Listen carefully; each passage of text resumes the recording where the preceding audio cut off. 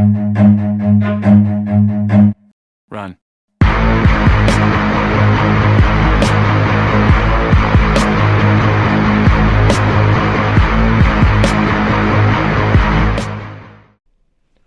Well, welcome everybody to yet another episode of On the Run.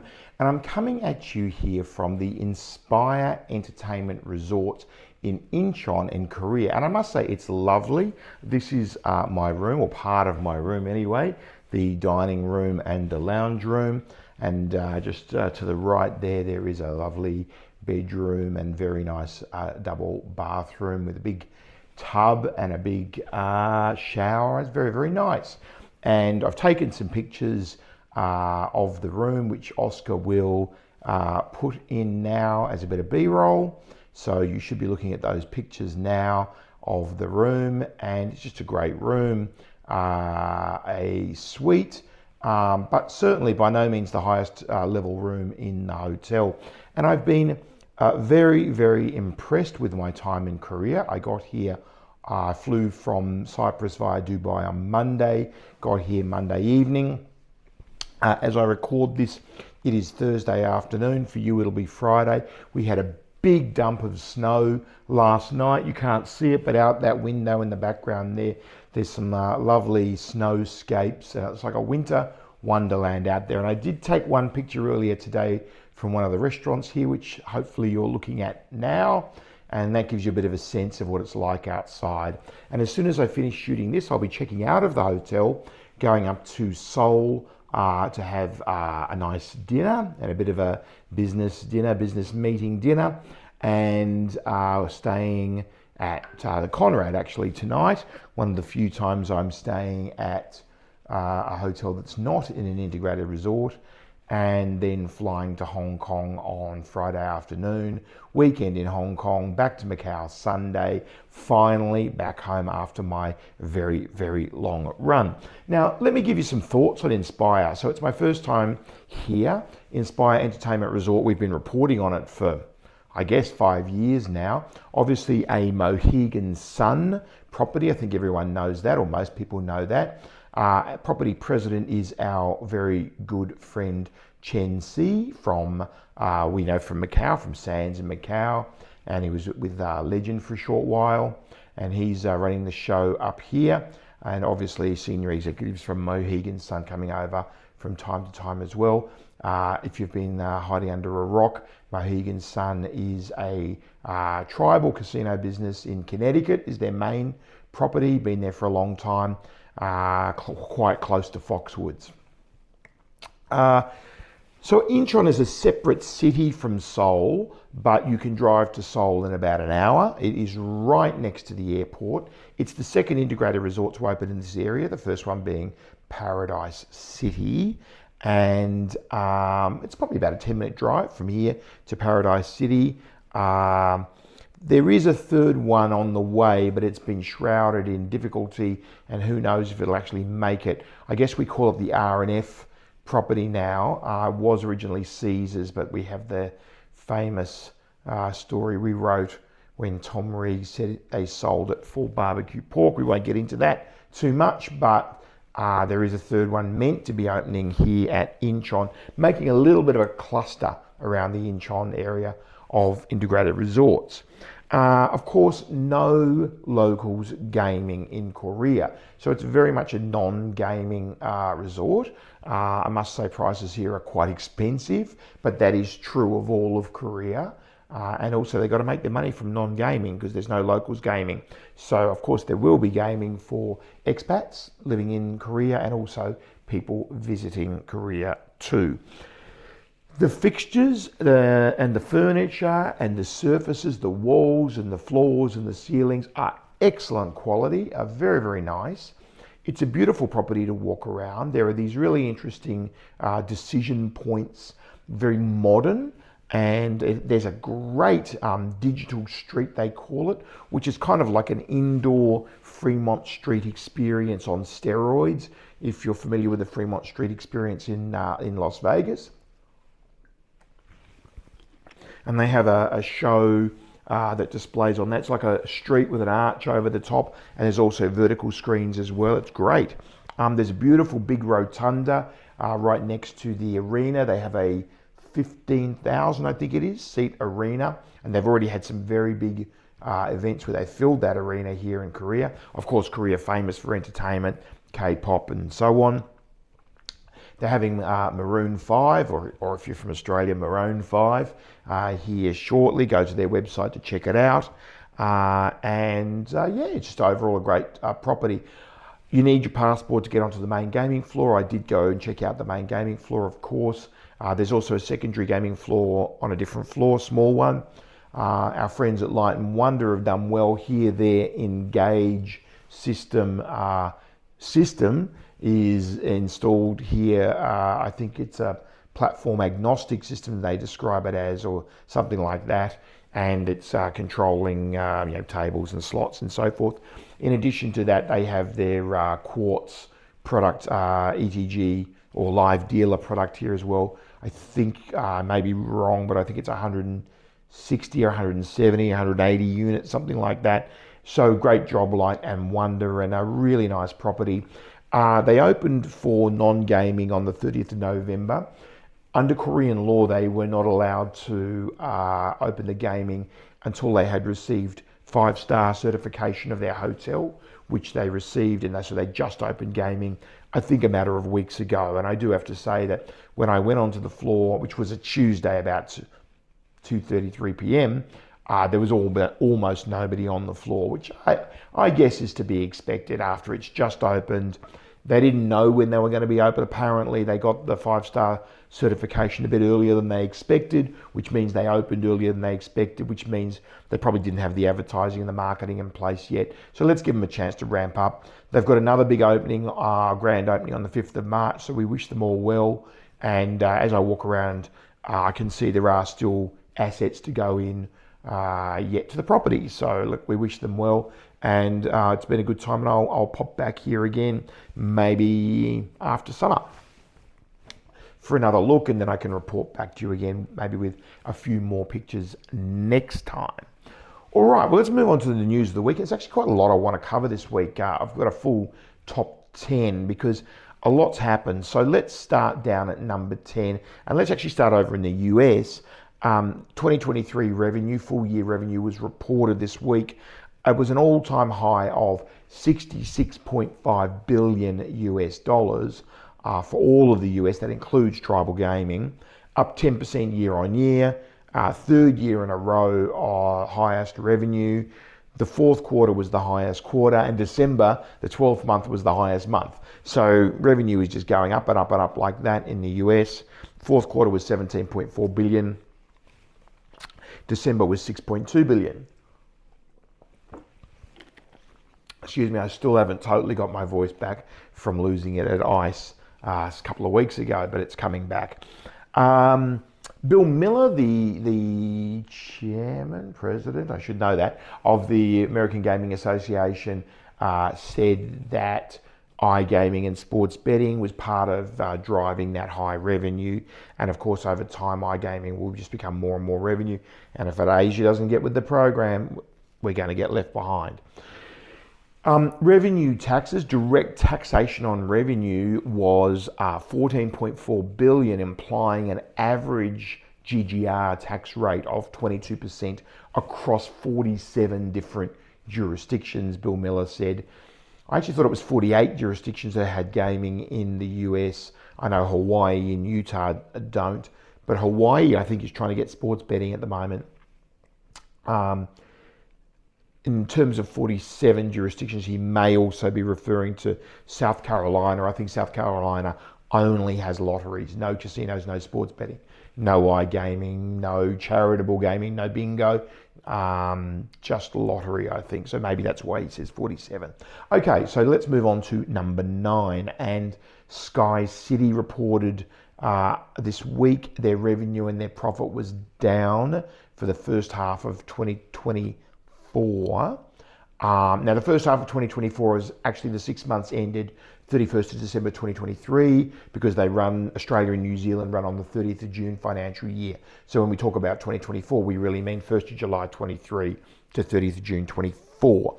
Net profit after tax 66.5 million New Zealand dollars, which is 41 million US. 3.7% decline in revenue to 445 million, which is 276 million US. And their group EBITDA, so SkyCity Auckland being their flagship, of course. They also own SkyCity in Adelaide, in South Australia, and there are some other smaller SkyCities in New Zealand. Group EBITDA was down 5% to just over 100 million, I think 101 million New Zealand, which is 63 million US. Now, their CEO, Michael Ahern, who has actually resigned but not ended his tenure yet, he described the challenging economic climate but didn't go on to explain what was challenging about the economic climate. So I think, New Zealand has been suffering the same contagion as Australia, and I seem to be talking about that every week. So let's skip over that for now. The current COO for New Zealand, so not including the Adelaide property, his name is Callum Mallett. He will be stepping in as interim CEO when Ahern steps down. And the chairman, who is a gentleman by the name of Julian Cook, will also be providing some executive support while the board finds a new CEO. Okay, let's move on to number 8, and that is Australia. Star in Sydney stunned its second suitability inquiry. So they've been through one suitability inquiry by Adam Bell, SC being senior counsel. Some of you may know it as Queen's Counsel, but we call it Senior Counsel in Australia these days. Most of them do. Some of them still say Queen's Counsel. Mr. Bell found Star Entertainment to be an unsuitable company to hold a casino license, and of course Monitor was put in, much like we have seen at Crown in Australia. And in the interim, the regulator changed from ILGA to NICC. So the ILGA is, the Liquor and Gaming, I don't know what the I is, just gone blank. Liquor and Gaming Authority, Independent Liquor and Gaming Authority, changed to the New South Wales Independent Casino Commission, same chairman, Philip Crawford. And in December this year, the regulator, December just passed, the regulator said, hey, we're still not satisfied that Star Entertainment has done sufficient remediation, and we're still not satisfied that they're suitable to hold a casino license. Now, this is getting really, really serious. I mean, this new inquiry, this Bell 2 inquiry, is going to run for 15 weeks from now to the end of May. And so what's that? May, April, March, and 2 or 3 weeks in February, or 1 week in February. And they're going to report 31st of May, just before the independent monitor is due to end their term in June. So it's looking pretty bad for Star Entertainment, and the share price reflects that. The share price has crumbled. Their profitability is down the tube. So things are looking quite bad for Star. So let's see what happens. Interesting. Hold that thought and watch this space. Let's move on for now. We'll talk about that more next week, maybe. Number 7, PAGCOR has announced this week that 80% of illegal gambling websites have been blocked. They did a raid on an illegal gambling business, arrested 12 people after a month-long surveillance operation in Paranaque City. For those that don't know, Paranaque is the site of casinos already, the integrated resorts already, and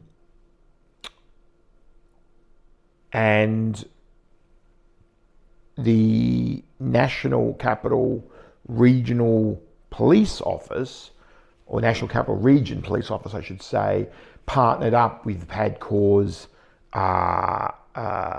surveillance subdivision from Paranaque City, as well as the anti-crime. There are a lot of organisations in the Philippines. The anti-crime group of the Philippine National Police, the PNP, and they did this raid on TBB888.com.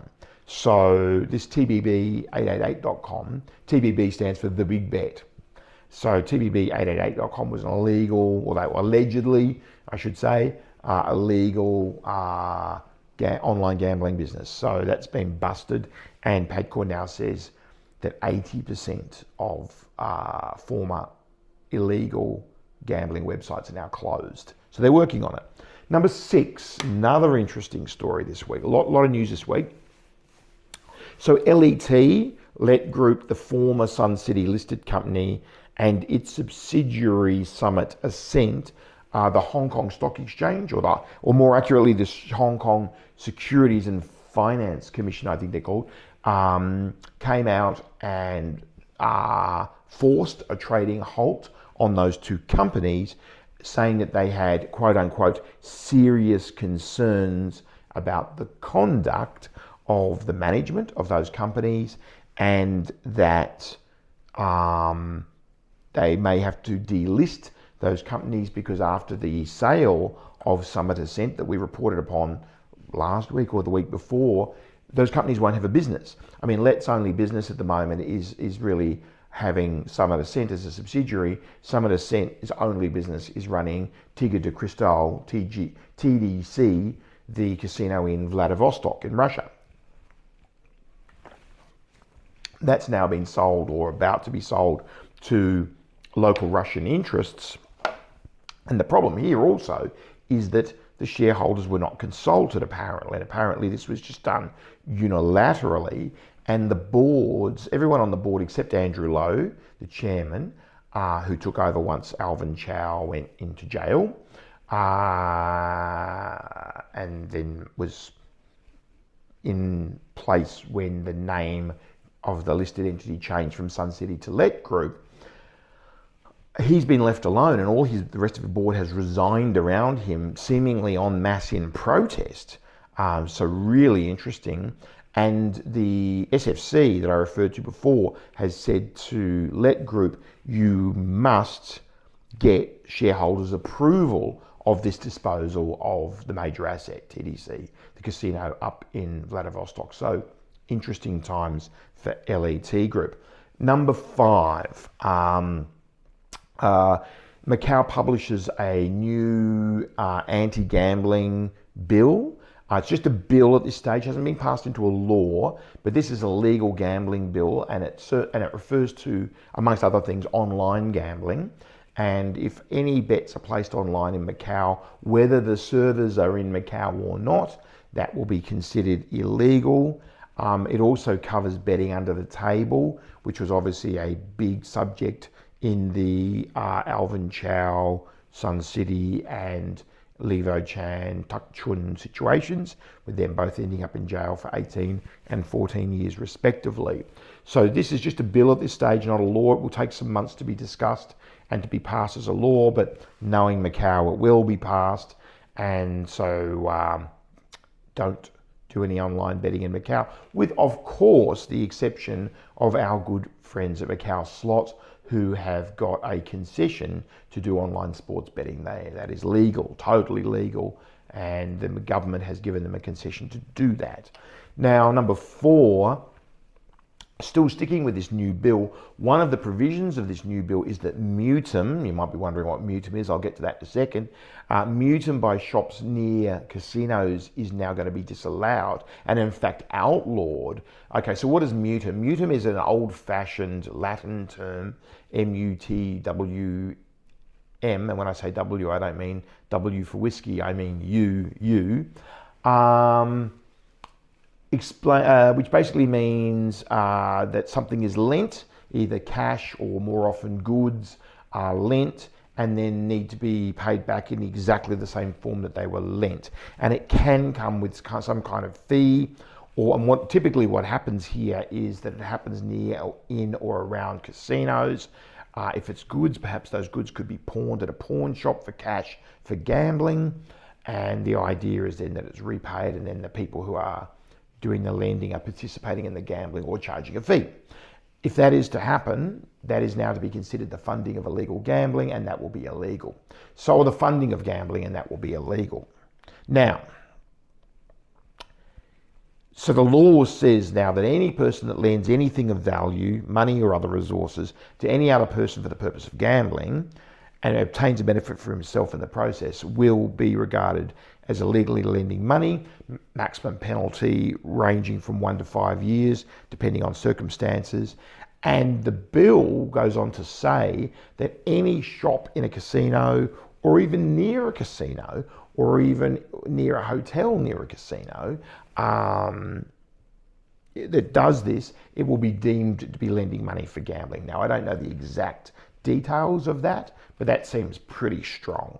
So no more, watches being lent and pawned, that sort of thing, and no more money lending around the casinos.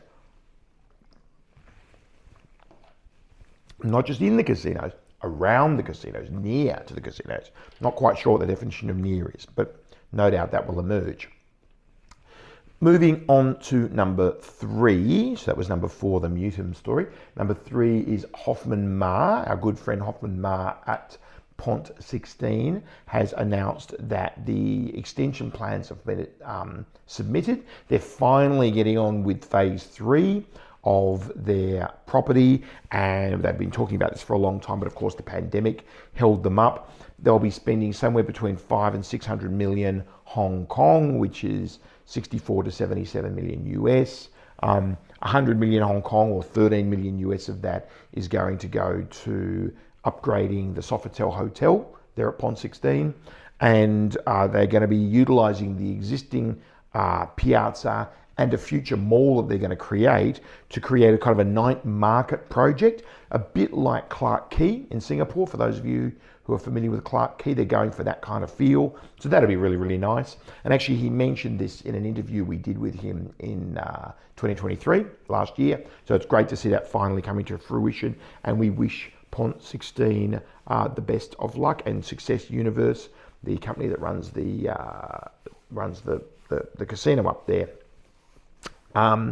Number 2, well, Chinese New Year is now over, of course, and we have the total visitation number in. It is, and I have it noted down here, 1,357,803, not far off my estimate of 1.25 million, 100k more. So I was out by, what was I out by, 7% maybe? During the 8 days of Chinese New Year, 1.36 million. What a great result. A lot more than the 960,000 the MGTO estimated. Some stats for you. Average day was 169k. There were 2 days above 200k.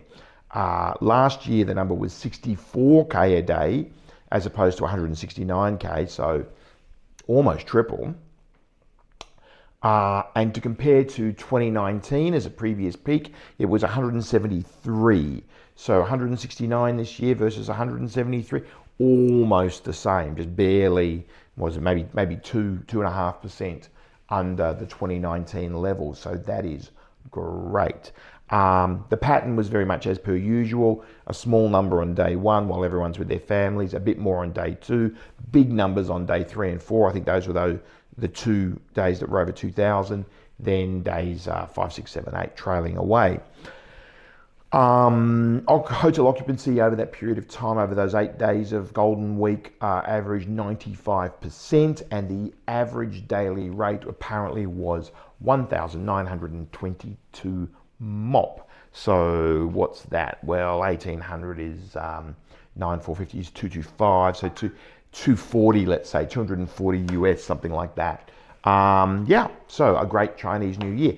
And now number one story for this week. Fitch came out and said that Macau is still a long way from reducing its debt, that will take time, that they are expecting a 15% increase in economic output in Macau. that means gambling. In 2024, over 2023. But you have to remember, and basically in their context, the reason they were coming out to say this is they're a ratings agency. So they wanted to say, hey, we're not going to improve the ratings of anyone for a while, even though revenue will be up. Why? Because they got a lot of debt. And you have to remember that during the pandemic, the debt was run up from between all the companies. Apparently it was somewhere at the beginning of the pandemic around 5 billion US. By the end of the pandemic, it was more like 25 billion US, an incredible run up of maybe 20 billion or so US, most of which was with banks, some of which was with themselves in a way. I think there was a billion at Sands, where Sands in Vegas lent to Las Vegas Sands, lent to Sands China, and I think Wynn as well lent, maybe from memory, $500 million, where Wynn Resorts in the US lent $500 million to Wynn Macau. So that'll have to be repaid as well, of course. So don't get too excited by all these great results. I mean, they're fantastic, but there's a lot of debt to be repaid is the point. Okay, well, that's it for this week. The run is almost over. I started on 30th of December, and in that time I have done Macau, Hong Kong, Melbourne, Adelaide, Hobart, Melbourne, Bangkok, London, Paris, Larnaca in Cyprus, Dubai and Seoul, where I am now, or more technically Incheon. And after one night in Seoul, which was last night for you, I will be heading down to Hong Kong for the weekend, finally back to Macau on Sundays. So really looking forward to that. 2 new staff members starting work at IAG on Monday. We're expanding, which is great. And keep an eye out for On the Run next week, where there will be a very special announcement. Thank you to all the people that watch all the way through to the end. I know this has been a long On the Run this week, and I'm getting messages. You can probably hear them. I'm getting messages left, right, and center. So I better go and enjoy my time in Korea, and I'll see you next week. Have a great weekend. See you next Friday. Bye for now.